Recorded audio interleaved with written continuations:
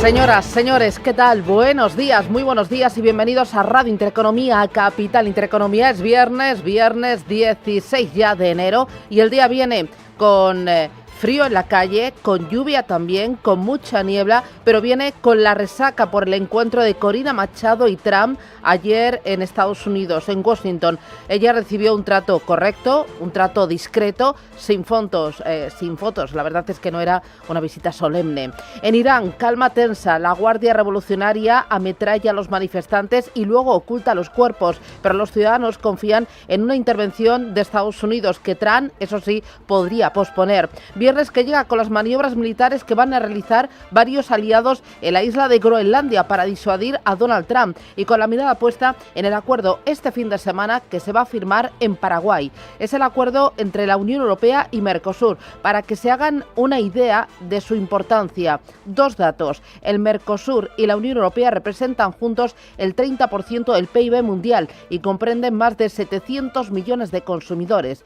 En vísperas de esta cita se van a reunir en Río de Janeiro la presidenta de la Comisión Europea, Ursula von der Leyen, y el presidente de Brasil, Lula da Silva. De ahí von der Leyen, junto a Antonio Costa, presidente del Consejo Europeo, volarán rumbo a Asunción. Allí firmarán un pacto que la Comisión negocia desde 1999 con los miembros fundadores del Mercosur, Argentina, Brasil, Uruguay y Paraguay. El acuerdo va a crear una de las mayores zonas de libre comercio del mundo, con el objetivo de buscar una tercera vía frente a Estados Unidos y frente a China, pero que genera el rechazo del sector agrícola europeo e industrial en Brasil y en Argentina. El acuerdo no convence a los agricultores y ganaderos aquí en Europa, que llevan días movilizándose contra el pacto y seguirán haciéndolo en las próximas semanas. En España, el campo se echará a las calles por todo el país del 26 al 30 de enero. Denuncia la falta de reciprocidad, competencia desleal y aseguran que las cláusulas de salvaguardia son imposibles de aplicar.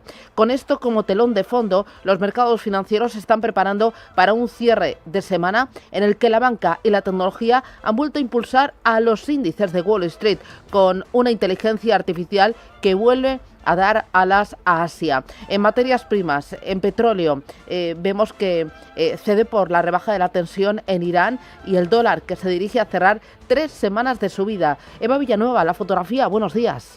Muy buenos días, Susana. Pues sí, llegamos a viernes y los futuros de Wall Street parecen respirar bastante planos tras una jornada de subidas moderadas en Wall Street por el repunte, como decías, de la banca en plena campaña de resultados por la tecnología. El S&P 500, el Nasdaq subían, teníamos al índice rector de Wall Street con una subida del 0,26%, marcaba los 6.944 puntos al cierre, mientras veíamos como los grandes nombres propios que impulsaban a los índices estaban detrás de esas cuentas, como las de Goldman Sachs, que le hacían subir un 4,63%, también Morgan Stanley, que subía el 6%. Subidas para el S&P, subidas también para el Nasdaq del 0,32%, y donde lo que veíamos era el brío en torno a la inteligencia artificial, a las tecnológicas, en una jornada en la que los resultados de TSMC daban alas. Veíamos a Nvidia con subidas del 2% o también a AMD con subidas del 2%, todo en un marco en el que Washington y Taiwán han cerrado acuerdo histórico comercial arancelario. Se rebaja la presión sobre los aranceles al 15% y en el que las empresas taiwanesas de chips y tecnología invertirán al menos 250.000 millones de dólares en capacidad de producción en Estados Unidos. Subidas en el índice taiwanés y vemos como los futuros de Estados Unidos avanzan un 0,28%, mientras es la tecnología la que cobra la mayor fuerza en Asia esta mañana. Aún así, tímidos retrocesos es lo que vemos hasta ahora en el índice Nikkei en Tokio, después de haber tocado varios máximos en el arranque de la semana, y vemos como el protagonismo también se sigue escribiendo en página de divisas. Tenemos a un dólar que ha subido, aunque ahora mismo se relaja en 99,33 en esa canasta frente a las principales divisas, mientras se rebajan las apuestas sobre recortes de tipos y donde el protagonismo nos hace mirar a ese yen dólar yen, 158,36 unidades después de que el ministro de Finanzas nipón haya planteado la posibilidad de una intervención conjunta de Estados Unidos para defender la divisa nipona vacilante, y el billete verde se encamina a cerrar 3 semanas de subidas. Como decías, en las materias primas tenemos esta mañana al petróleo retrocediendo, se rebajan las tensiones en torno a un posible ataque de Estados Unidos a Irán, y vemos al West Texas en los 58,89 dólares barril. Recordemos que esta semana ha subido por encima de los 60. El Brent también superaba los 64 y hasta ahora retrocede hasta los 63,52 dólares el barril. Muy pendientes de las petroleras, como también, por supuesto, ese capítulo aparte y nombre propio, como era Repsol en la jornada de ayer, que era el que más caía dentro del sector, pero por su actividad en 2025, por las decepcionantes cifras de producción que le hacían perder un 6,32%. Y en el mercado de futuros vemos como Europa hoy se prepara con retrocesos tímidos, los futuros del DAX del 0,38%, los del Eurostoxx 50 un 0,35% en una jornada que vamos a conocer datos de inflación en Alemania o Italia. Aquí en casa, el presidente del Gobierno, Pedro Sánchez, anunciaba ayer tarde la creación de un gran fondo soberano para mantener el empuje de los fondos Next Generation. Que vamos a crear un fondo, un gran fondo, podríamos decir soberano, un fondo soberano. Bueno, pues un fondo soberano que va a recoger el testigo de los fondos Next Generation y que va a extender su empuje haciendo perdurable el legado de esos fondos Next más allá del año 2026. Bajo el nombre España Crece contará con una dotación inicial de 10.500 millones, aunque Sánchez espera llegar a movilizar 120.000 millones a través de los inversores nacionales, internacionales y de la deuda privada. El lunes anunciará Sánchez, junto con el ministro de Economía, Carlos Cuerpo, los pilares en los que se va a fundamentar este fondo: vivienda, energía, digitalización, inteligencia artificial, infraestructuras y reindustrialización. El fondo se va a gestionar a través del Instituto de Crédito Oficial. Durante su intervención, Sánchez ha presumido de la marcha de la economía española, destacando que España es un buen lugar para invertir y ensalzando el crecimiento y la seguridad. Porque es cierto que nos estamos acostumbrando, voy a decir mal acostumbrando, a estar sistemáticamente entre las mejores economías del planeta. Y no quiero caer en la autocomplacencia, porque hay muchas cosas por hacer. Algunas las has comentado en tu intervención. Pero es cierto que somos una de las grandes economías europeas que más crece, que hemos creado nada más ni nada menos que 500.000 de puestos de trabajo anuales desde la pandemia, o que, como bien has comentado, pues el IBEX 35 bate récords en cada sesión. Anuncio realizado en el Spain Investor Day, que agrupó en Madrid a los principales representantes de la industria financiera. Entre los primeros espadas del sector estaban Portobelo, Cofidis, IFM y también BlackRock, que sitúa a España entre sus 3 países favoritos de inversión a nivel mundial, destacando sus cifras macroeconómicas, el talento y la estabilidad. Aquí, en clave geopolítica, en el punto de mira sigue el pulso entre Estados Unidos y la Unión Europea por Groenlandia. Se intensifica la tensión. Trump insiste en que necesita controlar la isla y Bruselas no descarta aplicar el artículo 42.7 de defensa colectiva. Rubén Gil, buenos días. Buenos días. Y en este escenario, una delegación de congresistas de Estados Unidos se va a reunir hoy con parlamentarios daneses y groenlandeses tras ese encuentro mantenido entre ambos países el pasado miércoles. La presidenta de la Comisión Europea, Ursula von der Leyen, ha preferido de momento no confirmar si estaría dispuesta a aplicar ese artículo de su tratado que empuja a una defensa colectiva si un Estado miembro es atacado en caso de una invasión por parte de Trump. De momento asegura von der Leyen que la Unión Europea mantendrá la cooperación ártica con Estados Unidos y que Groenlandia puede contar con Europa tanto política como económicamente. En cuanto a Groenlandia, lo que está claro es que Groenlandia puede contar con nosotros en los ámbitos político, económico y financiero. Y en lo que respecta a su seguridad, los debates sobre la seguridad del Ártico son ante todo una cuestión fundamental para la OTAN. Pero también quiero destacar que tanto el Ártico como la seguridad de esta zona son temas fundamentales para la Unión Europea y revisten una enorme importancia para nosotros.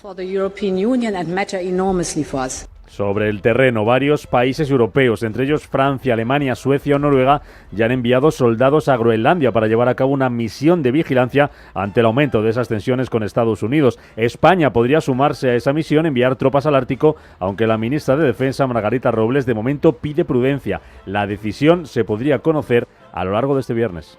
Ningún país europeo ha enviado tropas como tales tropas. Eso tiene que quedar claro. Se ha enviado misión de reconocimiento. Vamos a ver, vamos a ser un poco prudentes, vamos a esperar y en función de eso, en función de lo que se haga y lo que se decida, pues ya veremos. Pero que quede claro que no son tropas militares, no es una misión militar, sino que lo que se ha enviado allí los países han sido misiones de reconocimiento sobre el terreno y por tanto no se ha planteado en ningún momento, ni en la Unión Europea ni en la OTAN, una misión como tal misión. Son las 7:10, es viernes 16 de enero y el día nos trae más noticias. La líder opositora venezolana María Corina Machado entrega a Donald Trump la medalla del Nobel de la Paz. Machado se reunió ayer con el presidente de Estados Unidos y asegura que el mandatario está totalmente comprometido con la libertad de los presos políticos de Venezuela y de todos los venezolanos. Pueden tener la seguridad que el presidente Trump está comprometido con la libertad de todos los presos políticos en Venezuela, y con la libertad de todos de apoyar a una persona. Yo soy parte de un movimiento. Sin embargo, a pesar de este gesto, Trump no ha cambiado de opinión y señala que Machado no tiene los apoyos suficientes para liderar una transición en Venezuela. Lo decía la portavoz de la Casa Blanca, Caroline Leavitt. Creo que la valoración del presidente que acaba de señalar se basaba en la realidad sobre el terreno. Era una valoración realista, basada en lo que el presidente leía y oía de sus asesores y del equipo de seguridad nacional. Y en este momento su opinión al respecto no ha cambiado. Sobre el terreno, la presidenta interina de Venezuela, Delcy Rodríguez, propone modificar la ley petrolera de aquel país para facilitar la llegada de inversiones. Bruselas presentará antes del verano su nueva estrategia de seguridad. Ante los cambios geopolíticos y para dar respuesta a los nuevos desafíos como ha ocurrido con Groenlandia. El anuncio lo realizaba la presidenta de la Comisión Europea, Ursula von der Leyen. Estamos empezando a trabajar en una nueva estrategia de seguridad europea. El objetivo es, efectivamente, recopilar información para reconocer los cambios geoestratégicos y las necesidades que existen, pero también los cambios geopolíticos en nuestro mundo y dar una respuesta adecuada a ello. Además, Bruselas daba luz verde este jueves al plan de España para invertir 1.000 millones en defensa. El presidente ruso Vladimir Putin confía en lograr una paz duradera y sólida con Ucrania. Putin defiende lograr cuanto antes un arreglo pacífico en Ucrania, para lo que pide reabrir el debate para la creación de una nueva arquitectura de seguridad a nivel global que salvaguarde los intereses de todo el mundo. No todos los lugares, incluidos Kiev y las capitales que lo apoyan, están preparados para ello, pero esperamos que tarde o temprano se tome conciencia de esta necesidad. Mientras tanto, Rusia seguirá persiguiendo de forma sistemática los objetivos que se ha fijado. Estados Unidos y Taiwán cierran un acuerdo comercial con aranceles limitados al 15%. A cambio de reducir esas tarifas, los gigantes de semiconductores de la isla se comprometen a invertir 250.000 millones de dólares en el país norteamericano y además establecerán parques industriales en Estados Unidos para fortalecer su infraestructura y colocarlo como centro global de tecnología de próxima generación. Howard Lutnick es el secretario de Comercio estadounidense.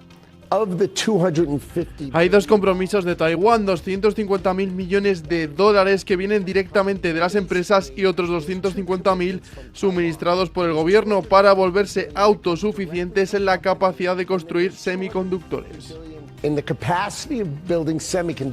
Y la primera ministra italiana, Giorgia Meloni, comienza su viaje a Japón, donde se reunirá mañana con su homóloga japonesa, Sanae Takaichi. Se espera que durante este viaje ambos países refuercen la defensa y la seguridad e impulsen las inversiones en sectores como la robótica, las tecnologías emergentes o la industria médica. Por su parte, el presidente chino Xi Jinping se ha reunido hoy en Pekín con el primer ministro canadiense Mark Carney, en la primera visita de un mandatario del país norteamericano en casi una década.